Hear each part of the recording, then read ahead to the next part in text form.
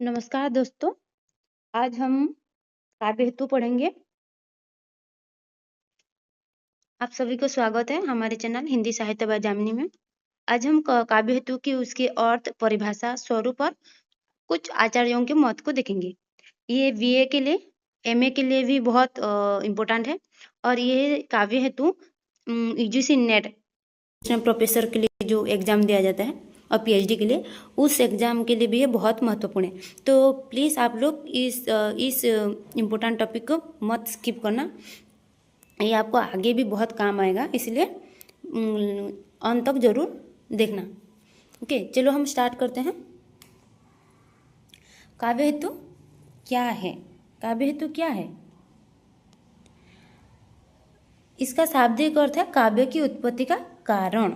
माने जो हम काव्य लिखते हैं उसका कारण क्या है।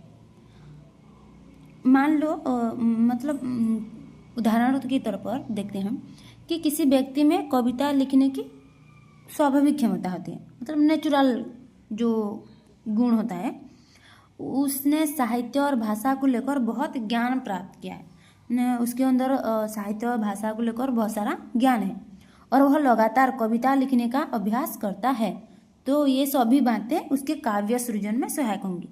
हम तीन मुख्य बातें देखें कि क्षमता होना चाहिए स्वाभाविक, और उसकी साहित्य और भाषा को लेकर बहुत सारा ज्ञान होना चाहिए, और तीसरी बात वो कविता लिखने का अभ्यास यानी कि लगातार अभ्यास होना चाहिए। इसके लिए काव्य सृजन में सहायक होंगी। ये मतलब इसके सरल शब्दों में देखें तो काव्य हेतु का कारण मतलब जिसके कारण काव्य की रचना संभव होती है उसे काव्य हेतु कहते हैं। इसकी परिभाषा तो आचार्यों ने बहुत सारे महत्व दिए हैं अलग अलग ढंग से, हम आगे जाकर पढ़ेंगे। इसकी सही परिभाषा ये है कि काव्य की उत्पत्ति अथवा निर्माण में जो कारण, माने उत्पत्ति और निर्माण में जो कारण सहायक होते हैं उन्हें काव्य हेतु कहा जाता है। अर्थात काव्य की रचना के पीछे काम करने वाले कारण वो काव्य हेतु है।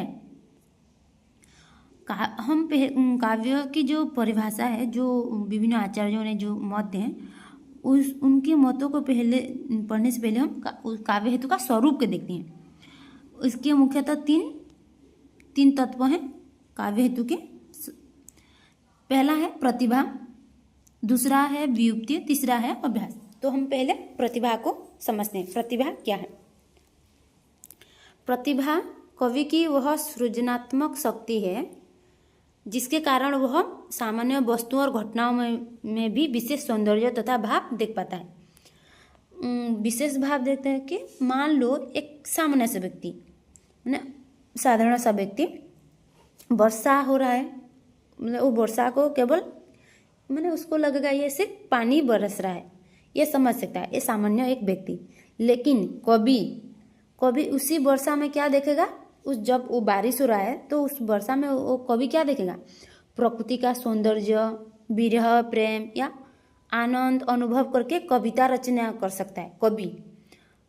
और सामान्य व्यक्ति सिर्फ एक वर्षा पानी बरसना समझ सकता है।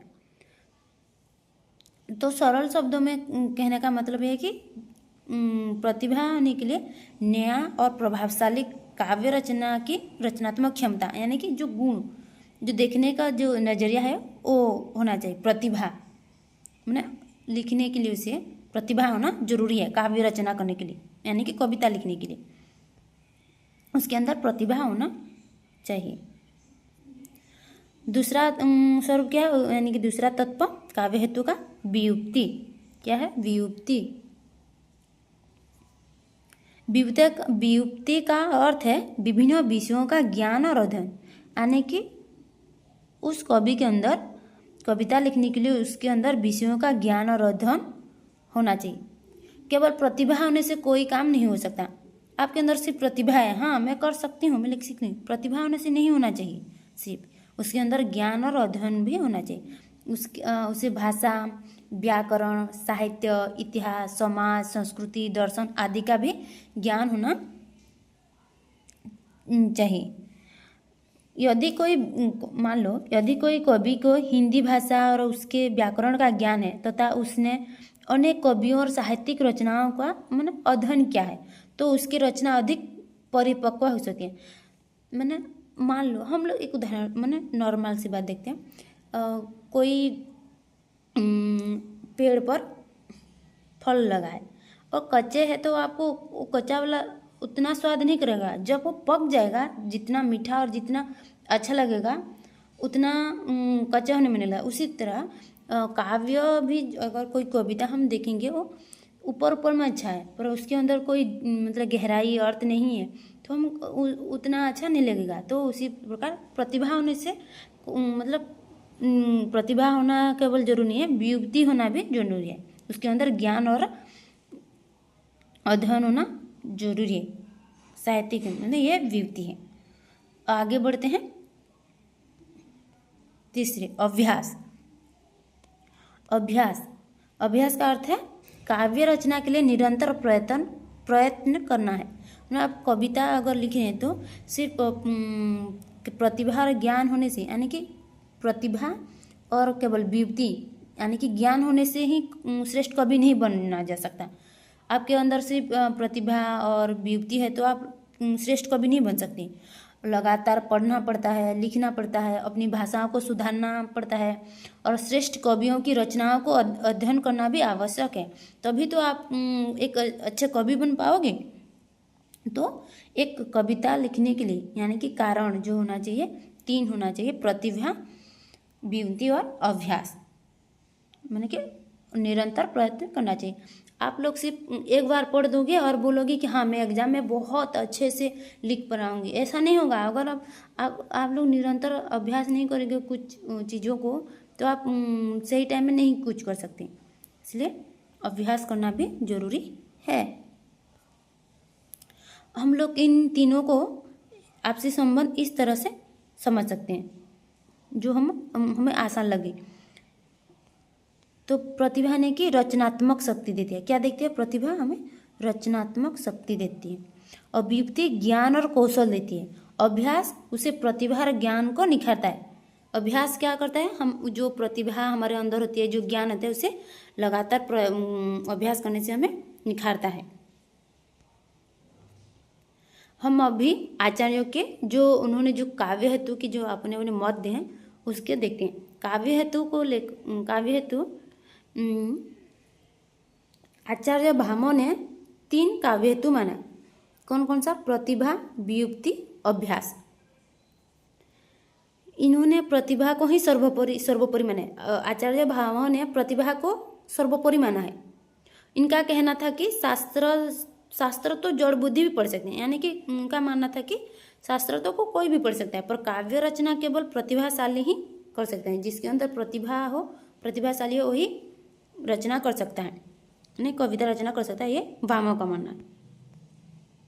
अभी आचार्य दंडी को देखते हैं। आचार्य दंडी ने नैसर्गिक प्रतिभा, निर्मल शास्त्र ज्ञान, अमत अभियोग यानी कि कठोर अभ्यास, यानी कि प्रतिभा के साथ साथ ज्ञान, कठोर अभ्यास भी अत्यंत आवश्यक माना है दंडी ने। आचार्य मम्मन ने कौन कौन से काव्य हेतु माने हैं? शक्ति यानी कि प्रतिभा उन्होंने शक्ति, निपुणता, अभ्यास को काव्य, ये 3 काव्य हेतु माना है। ये इंपॉर्टेंट है, एग्जाम में आता है, पूछा जाता है। इन्होंने स्पष्ट किया है कि ये तीनों अलग अलग नहीं है बल्कि संयुक्त रूप से समुदित रूप में काव्य थे। आचार्य मम्मन ने तीनों को, प्रतिभा, व्युक्ति, अभ्यास, इन तीनों को अलग नहीं माना है, एक ही माना है। ये जरूरी है काव्य रचना करने के लिए, उनका मानना है। पंडित राज जगन्नाथ ने केवल प्रतिभा को काव्य हेतु माना है, केवल प्रतिभा को काव्य हेतु माना है। उन्होंने अपने रचना रस गंगाधर में माना है कि प्रतिभा ही केवल ही काव्य एकमात्र कारण है, व्युक्ति और अभ्यास केवल प्रतिभा को जगाने का साधन है। उनके पंडित राज जगन्नाथ के लिए प्रतिभा को बहुत आगे माने हैं और व्युक्ति और अभ्यास को केवल उसे जगाने का एक साधन माना है। वामन ने क्या माना है? वामन ने लोक, विद्या और प्रकृति को, इन तीनों को काव्य हेतु माना है। उनके मानने से आदि के माध्यम से काव्य रचना के कारणों पर विचार किया और कवि के ज्ञान तथा अभ्यास को महत्व दिया है। इसका निचोड़ यह है कि उससे पहले हम काव्य हेतु जो हेतु इसके लिए महत्वपूर्ण क्यों है, काव्य हेतु क्यों है, इससे काव्य हेतु से काव्य की उत्पत्ति को समझने में हमें सहायता मिलती है। यह बताता है कि श्रेष्ठ काव्य के लिए केवल कल्पना पर्याप्त नहीं, कल्पना जरूरी नहीं है। कवि की प्रतिभा को ज्ञान और अभ्यास से विकसित किया जाता है। यह कवि की व्यक्तित्व और उसकी सृजनात्मक क्षमता को भी समझाने में सहायक करता है। तो काव्य हेतु से निष्कर्ष के रूप में हम ये देख सकते हैं कि काव्य हेतु से आशय उन कारणों से है जो काव्य की रचना में सहायक होते हैं। काव्य की रचना में जो सहायक होते हैं, प्रतिभा, विभूति और अभ्यास, इसके तो हम तत्वों को समझे, तीनों तत्वों के।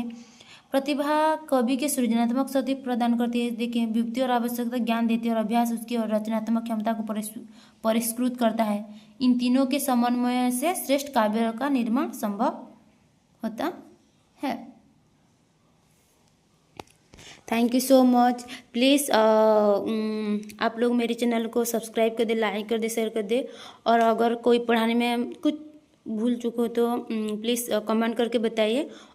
आप लोग में से कोई एक भी अगर कमेंट करके बताएगा कि आप लोगों को काव्य शास्त्र से किस टॉपिक के बारे में जानना है, तो मैं उसके लिए भी मैं वीडियो आसानी से वीडियो बनाकर ला दूँगी आपको। प्लीज़ कमेंट करके बता देना कि आपको कौन सा टॉपिक जानना है। Okay, thank you so much.